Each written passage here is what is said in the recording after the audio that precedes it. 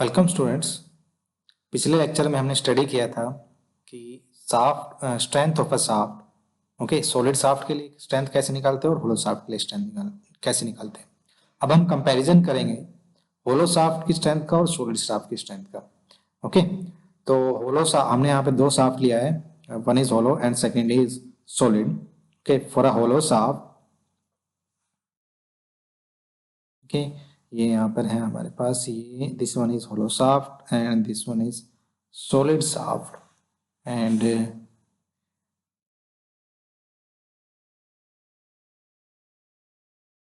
ये inner diameter जो है आपका होलो साफ्ट का that is D I and outer diameter is D naught. Similarly हम यहाँ पर कंसिडर करते हैं जो हमारा सॉलिड साफ्ट है उसका डायमीटर डी। ओके, तो यहाँ पे हमने दो साफ्ट लिया है that is your hollow shaft and this is your solid shaft. Okay, इसमें अपना D I is your inner diameter and D naught is your outer diameter. और for solid shaft D is diameter. Okay, ये solid shaft का है। तो हमने last lecture में हमने स्टडी किया था कि होलो शाफ्ट का स्ट्रेंथ और सॉलिड शाफ्ट का स्ट्रेंथ कैसे निकालते हैं। यहाँ पर हम जब कंपैरिजन करेंगे, कंपैरिजन हम होलो शाफ्ट और सॉलिड शाफ्ट का दो बेसिस पे करते हैं। ओके, सो फर्स्ट जो दो बेसिस पे कंपैरिजन होता है, कंपैरिजन फर्स्ट कंपैरिजन होता है on the basis of strength, on the basis of strength. Okay, and second जो कंपैरिजन होता है that is on the basis of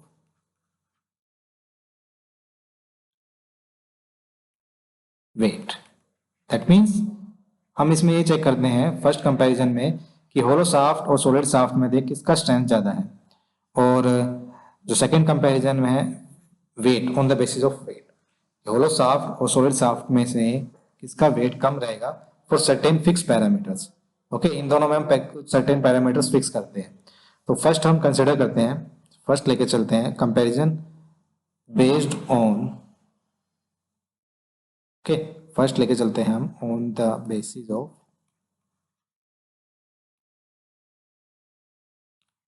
strength. On the basis of strength जब हम लेके चलेंगे तो यहाँ पे जो हमारे पैरामीटर फिक्स रहेंगे, जो हम फिक्स करते हैं पैरामीटर्स, दैट इज जो वेट है, okay, weight of shaft, material of shaft, length and shear stress, maximum shear stress.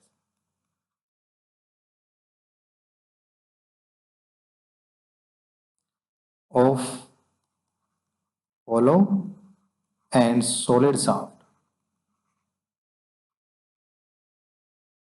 is same. ये पैरामीटर हमने फिक्स किए हैं कि ये दोनों में हमें सेम रहेंगे। अब इसके बेस पे हम कंपैरिजन करेंगे स्ट्रेंथ का। तो आपको बताया जो होलो साफ्ट है, होलो साफ्ट का स्ट्रेंथ है, ठीक है, strength of a hollow shaft हमने लास्ट लेक्चर में देखा था, तो that is your shear stress, okay, into pi by 16 t naught cube 1 minus k raised to power 4, जहां पर जो आपका k था, where k is your ratio of inner diameter to outer diameter. Okay, similarly for solid shaft का strength ये अपना है strength of hollow shaft, okay, ये अपना है स्ट्रेंथ ऑफ सॉलिड शाफ्ट। तो for solid shaft that is shear stress tau into pi by 16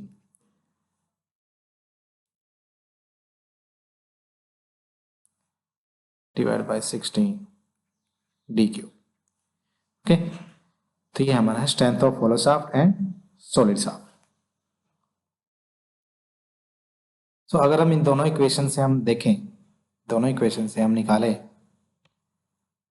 कि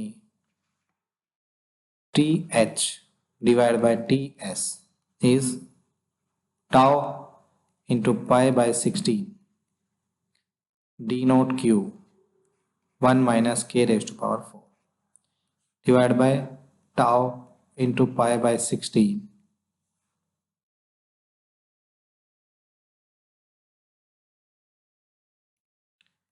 D Q. Okay, अब क्योंकि हमारा C S stress maximum C S stress same है तो ये हमारा कैंसिल आउट हो जाएगा, पाई से पाई 16 से 16। ठीक है, तो हमारे पास जो बचेगा that is D naught Q 1 minus K raise to power 4 divide by D Q. ठीक है, तो इसको हम मान लेते हैं इक्वेशन, हमने मान लिया इसको इक्वेशन 1। ठीक है,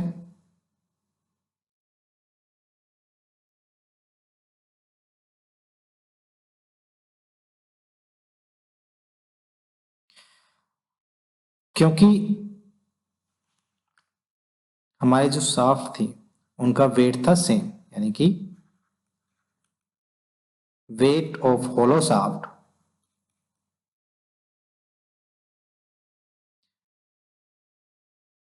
equals to weight of solid shaft, यानी कि W H equals to W S. ठीक है, W H equals to W S, हमें पता है वेट क्या होता है अपना, density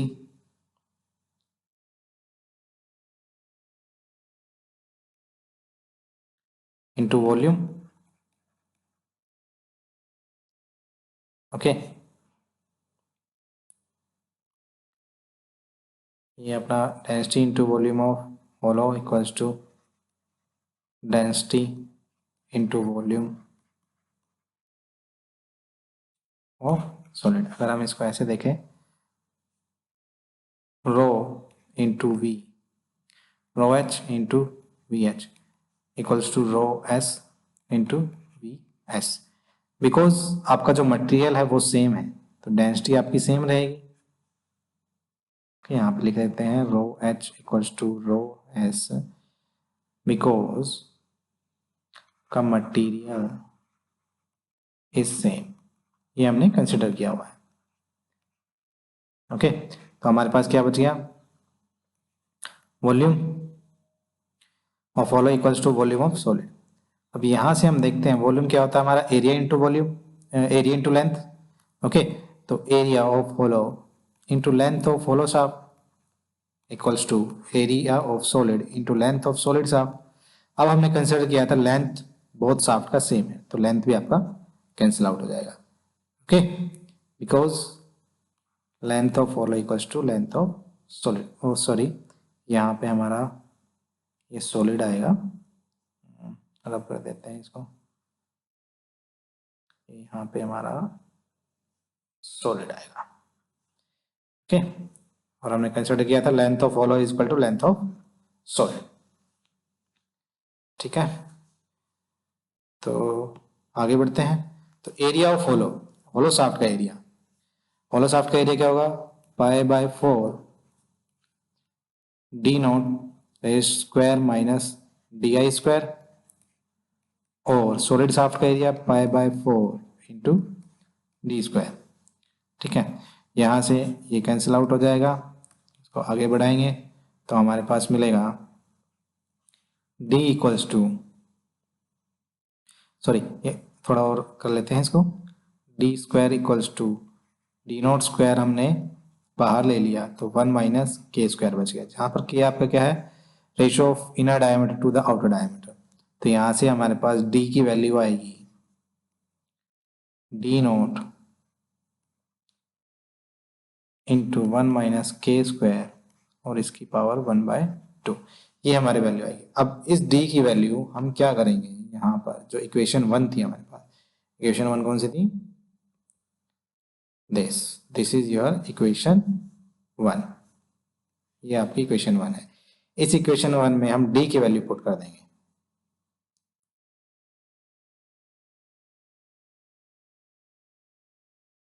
okay,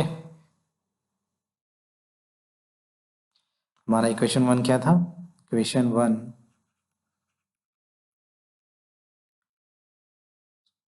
strength of hollow to the strength of solid is equal to d naught cube 1 minus k raised to power 4 divided by d cube। Okay, ये हमारा equation 1 था। अब जो ये d की वैल्यू आई है, अब यहाँ से d की वैल्यू हम यहाँ पर पुट कर देंगे, तो यहाँ से हमारे पास जो स्ट्रेंथ का रेशियो आएगा hollow divide by solid equals to D naught cube 1 minus K raise to power 4 divide by D naught 1 minus K square इसकी पावर 1/2 और इस पूरे का पावर अपना क्यूब। ठीक है,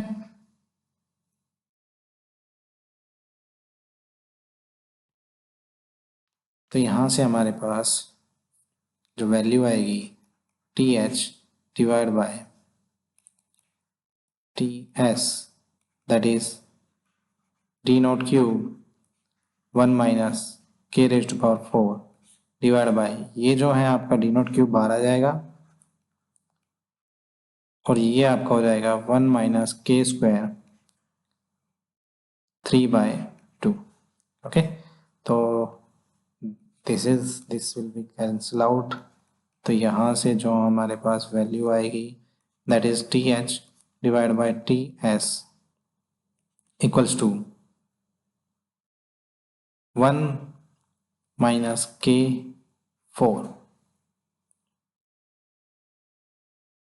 okay divide by 1 minus K square. अब 3/2 को हम डिवाइड कर सकते हैं, स्प्लिट कर सकते हैं 1 प्लस 1/2 में। अगर हम ऐसे करेंगे तो ये जो हमारी वैल्यू है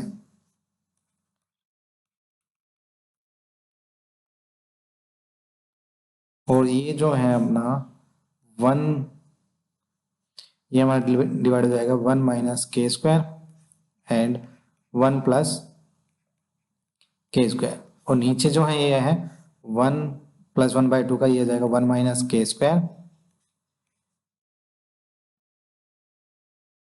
के स्क्वायर 1/2। ओके, तो ये दोनों अपना कैंसिल आउट और यहाँ से जो हमारे पास इक्वेशन निकल के आएगी दैट इज योर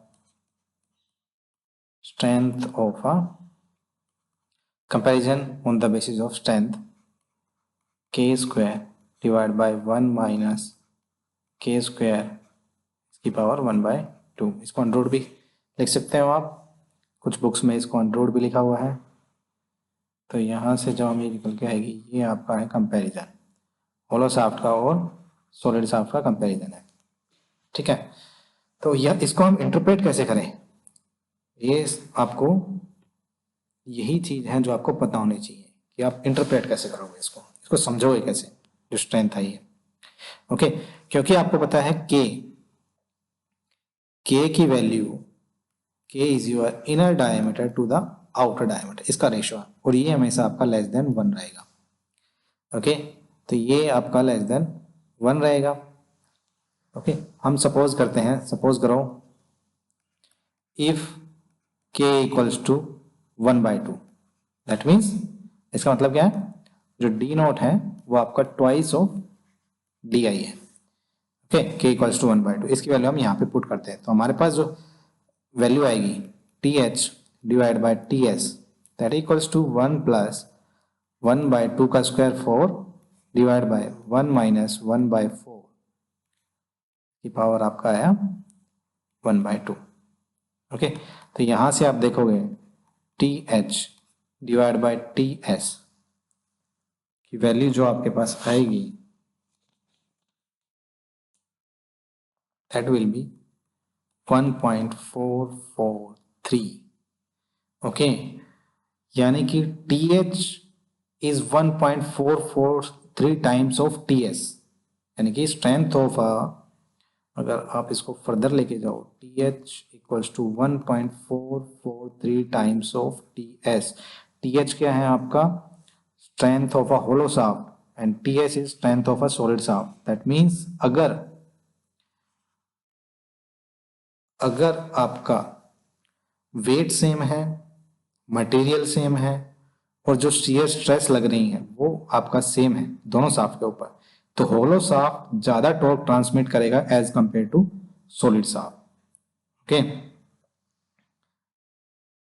तो यहां से आप लिख सकते हो, यहां से आप एक चीज लिख सकते हो, अगर आपका इफ इससे जो आप इंटरप्रेट करोगे, if wait material length and maximum shear stress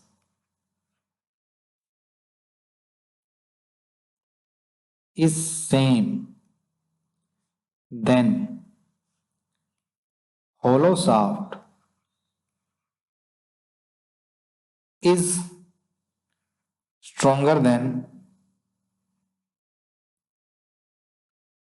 solid shaft। ये कैसे हो सकता है आपका? इसके लिए आपको क्या करना पड़ेगा, जो डायमीटर है, जो डायमीटर है वो आपका इंक्रीज हो जाएगा, क्योंकि आपको वेट भी सेम रखना है और लेंथ भी सेम रखना है और मटेरियल भी सेम। तो उस केस में अगर वेट सेम रखना है तो डायमीटर जो स्पेस है, सॉरी,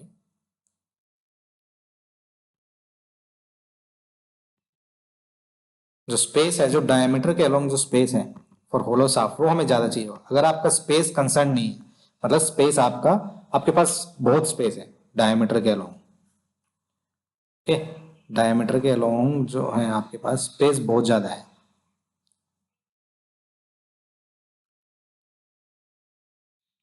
ओके, डायमीटर के अलोंग स्पेस बहुत ज्यादा है, तो उस केस में,